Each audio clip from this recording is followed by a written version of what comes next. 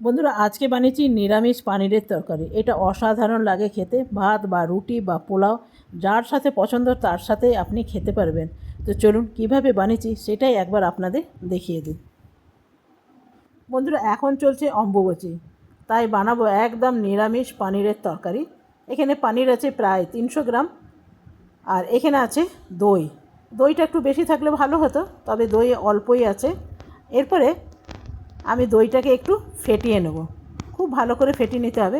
তবে দইটা যেন একটু টাটকা থাকে, টক দই হলে কিন্তু তরকারিটা ভালো হবে না। এগুলো আমার ফেটানো হয়ে গেছে। এরপরে দিয়ে দেবো এই পনিরগুলো। পনিরের কিউবগুলো দেখুন বেশ বড় বড় রেখেছি, সবগুলোই এই দইয়ের মধ্যে দিয়ে দেবো। এই তরকারিটা একবার এইভাবে বানিয়ে দেখুন, খুব ভাল লাগবে। ভাতের সাথেও ভাল লাগবে, আবার পোলাওয়ের সাথে ভাল লাগবে, আবার রুটি পরোটা যেটা আপনি পছন্দ করেন সেটার সাথেও ভাল লাগবে। বানিয়ে দেখুন, অসাধারণ লাগে। আর চাইলে একটু ক্যাপসিকাম দিতে পারেন, তবে আমার বাড়িতে একদমই ক্যাপসিকাম নেই। এরপরে যেটা দেবো সেটা দেবো গরম মশলা। অল্প সামান্য একটু গরম মশলা দিলাম, তবে এই গরম মশলাটা আমার কেনা গরম মশলা। বাড়ির বানানো হলে সেটার আরও সুন্দর গন্ধ আসে। এখানে বসিয়ে দিয়েছি তেল, আর তেলের মধ্যে দিয়ে দেবো একটু জিরে ফোড়ন।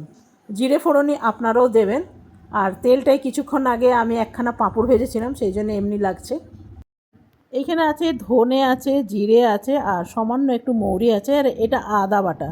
আদা আছে, টমেটো আছে, দুটোই একসাথে পেস্ট করে নিয়েছি। এগুলো আমার পেস্ট করা ফ্রিজেই থাকে। দিয়ে দিলাম সামান্য নুন, তাহলে বাটা মশলা তো, তাহলে গায়ে ছিটকে আসবে না। এটা খুব ভালো করে ভেজে নিতে হবে। তবে আমি খুব বেশি মশলা দিলাম না, কম মশলা দিয়েই রান্নাটা করছি।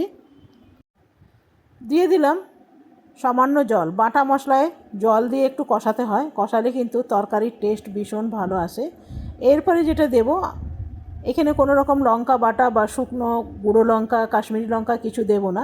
দেব একটু গোলমরিচ, তবে আমার কাছে গোলমরিচ নেই।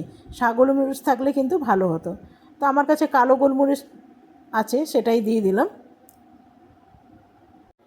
এরপরে দইয়ে মাখা পনিরগুলো দিয়ে দিলাম। এরপরে খুব ভালো করে কষিয়ে নিতে হবে। আর এইখানে আমি দিয়ে দেবো কাসুরি মেথি। কাসুরি মেথিটাও কিন্তু আমার বাড়িরই বানানো, একদম রোস্টেড করে গুঁড়ো করে রেখে দিয়েছিলাম। এখানে দিয়ে দেবো কাঁচা পাকা লঙ্কা। আর তরকারিটা বলতে গেলে একদম আমার হয়ে গেছে। আমি ঝোল এতটা রাখবো না, ঝোলটা একটু শুকিয়ে নেব। এখানে কোনো রকম হলুদ দিলাম না, আপনারাও দেবেন না, একটু সাদা সাদা দেখতে হয়। আর ক্রিম থাকলে অবশ্যই দেবেন। যেহেতু দই দিয়েছি, দিলাম সামান্য চিনি। এখানে দিয়ে দেবো ঘি, হাফ চামচের মতন ঘি দিলাম। তবে এইখানে জানেন, ফ্রেশ ক্রিম যদি দেওয়া হতো, মানে বাড়িতে শর্টর, সেটাও ভালো হতো, বা এমনি কেনা থাকলেও ভালো হতো। তবে আমার কাছে দুটোই নেই। আপনাদের কাছে যদি থাকে তো অল্প হলেও 2 চামচের মতন দিয়ে দেবেন। তরকারিটা আমার একদম রেডি হয়ে গেছে। এরপরে আমি নামিয়ে নেব। ঝোলটা বেশ অনেকটা কমে এসছে। তরকারিটা আমার রেডি হয়ে গেছে, এরপরে নামিয়ে নিলাম। দেখুন কি সুন্দর লাগছে দেখুন। আর গ্রেভিটাও দারুণ হয়েছে, দই দেওয়াতে দইয়ের জন্যে গ্রেভিটা ভালো হয়েছে। আর এটা যদি ফ্রেশ ক্রিম থাকতো বা কেনা ক্রিম থাকতো এর মধ্যে দিলে আরও ভালো হতো। তো চলুন, কেমন লাগলো অবশ্যই জানাবেন। ভালো লাগলে একটা লাইক করবেন আর আমার পাশে থাকবেন। ধন্যবাদ।